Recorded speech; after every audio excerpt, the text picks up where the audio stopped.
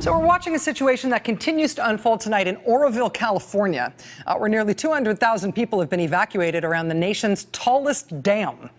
And those communities are facing the very real possibility of catastrophic flooding. Now, we spent some time on the show on Friday night trying to wrap our heads around the scale of that dam and the scale of the problem at that dam.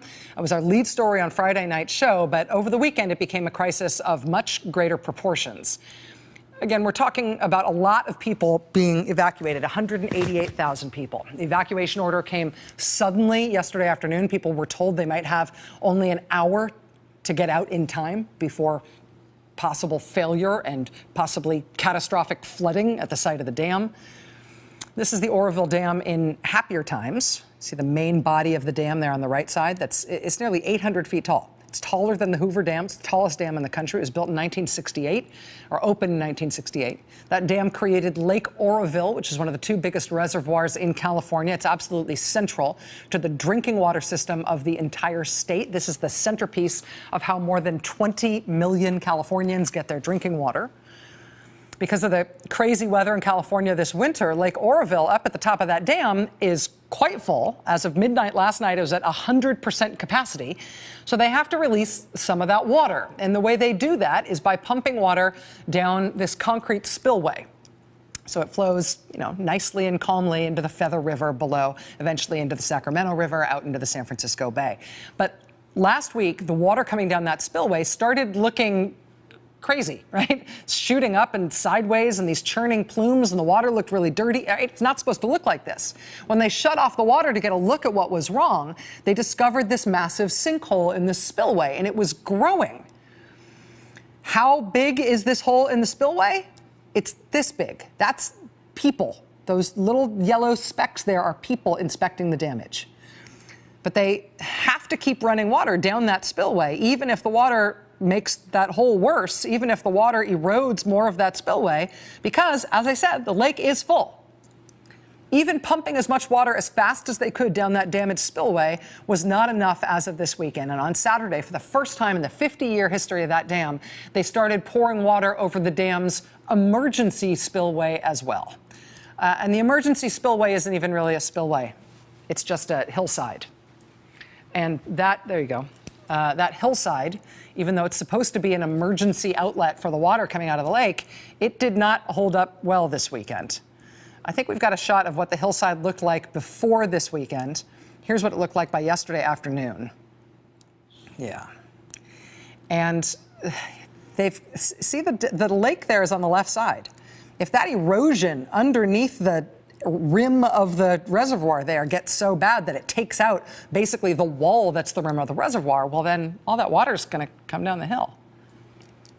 This is when the evacuation order went out this week, when they realized that erosion was that catastrophic on the emergency spillway, when they realized that sudden erosion was happening.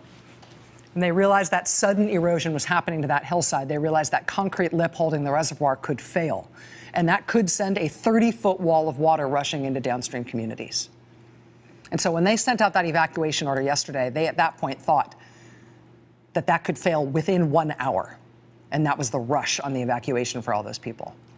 Now, again, looking at the overall structure, you see the dam is there on the right side. It's labeled Oroville Dam. That part of the dam, they say, is not in danger. And that's good. But it's not necessarily reassuring at this point. I mean, they keep sending huge amounts of water at high speed down the main spillway, even though it's got that giant sinkhole there, which very well could get bigger and could spread. If it spreads all the way back up the mountain to the gates of the dam, that too could be catastrophic. Meanwhile, the hole in the emergency spillway, if they need to put more water down there, that could also grow. That could undermine the concrete lip at the top of the reservoir, and that could be catastrophic. I mean, right now, officials say they have managed to pump out enough water to lower the level of the lake by a few feet. And the water's no longer coming over the emergency spillway. But more rain is forecast for the day after tomorrow. And the question is whether they can pump out enough water down the damaged spillway by the time the next storm comes. And then there's the question of how they are going to shore up and rebuild these spillways. Crews have been trying to fill in the hole in the emergency spillway. They've been trying to buttress that concrete wall on the lip of the reservoir with boulders in bags delivered by helicopter. That sounds easy. The sheriff says he doesn't know when the nearly 200,000 people who've been evacuated will be able to come back home. There's no timeline yet for when this will be safe. Just an extremely scary time for the residents of that area and for all of California, which depends on this massive piece of now very broken infrastructure for a statewide functioning water system that literally provides water to tens of millions of people. Joining us now from the Oroville Dam is Congressman John Garamendi. 150,000 of the people evacuated because of this dam are from his district. Congressman, thank you very much for joining us tonight. I know these are trying times. Well, it is, and that was a very good explanation of what's going on here. And it is still very serious. You have about 28, 29 feet of water behind that emergency spillway, and it still is in question. And so right now, all of that noise and activity behind me is to figure out how to pile enough rocks into it that it is strengthened and secure. Congressman, do you feel like, from what you know about this infrastructure and the California Department of Water Resources and the sheriff and the other authorities that are brought to bear on this, do you feel like this crisis is being well managed, well handled? Do you have confidence in the people who are in charge of this ongoing situation? There are several pieces to this puzzle, and let me kind of take them apart, Rachel. The issue of the emergency evacuation last night, I think, was absolutely essential. That water was continuing to pour over the top of that emergency spillway and continuing the erosion. Looking at some of that today in the light of day, yeah, it was really serious last night. Fortunately, when they were able to open the main spillway gates, they began to lower the reservoir level because the river water coming into the reservoir was about half of what they were able to expel down the main spillway. So it's stabilized. But nonetheless, so they did make the right call last night. Now the next call will be, can this thing be patched up sufficient to withstand the storms that are clearly out ahead of us, one coming up later this week and even more as we move into March and early April, which are the heavy storm times here in the state. So we've got a lot of, let's call it a tight time ahead of us. What happened before? You know, why did that sinkhole happen? Was there somebody that overlooked the safety of that spillway?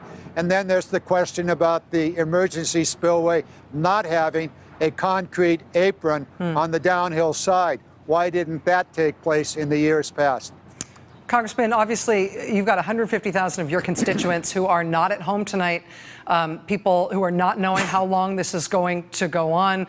It's a scary situation. It's a human health and safety situation. It's also quickly, I imagine, for many families already becoming a serious economic situation. When we look at this as an infrastructure problem, it boggles my mind to think how expensive this is going to be to get it fixed. I understand that Governor Jerry Brown has put in an initial request for an emergency declaration from the White House. Do you have any comment on that or any expectations in terms of whether or not California is going to be able to just handle this and whether families are going to be able to handle this economically? Well, it's certainly a tremendous strain on the families. I was at one of the centers down in Woodland, about 50 miles downstream from this area, mostly kids, young families, and they're not able to work. And so these communities are clearly having a major economic loss. Can that emergency declaration that's been requested by the governor and hopefully approved by the president, would that provide some economic relief? I think the answer is probably not to the individuals, but surely there would be some additional federal money to help rebuild this system. But this is just one really startling and very tragic and quite potentially a catastrophic example of what's happened to the infrastructure across America. We've seen bridges collapse in Minnesota. We've seen them on I-5 up in Washington State. And now this reservoir, which is the linchpin of California's water system, may be inoperable in the year ahead because of the silt that has now filled the river below the powerhouse, which is the way in which water ultimately gets out of the reservoir and flows to Southern California. So there's a whole series of problems here, not only the dam safety, but also with water supply for the state of California in the coming summer. Wow. Incredibly serious situation, a complex one. It is. Right in the middle of it still. Congressman John Garamendi, who represents many of the people evacuated because of the Oroville Dam. Thank you, sir. Good luck to you and your constituents. Please keep us apprised.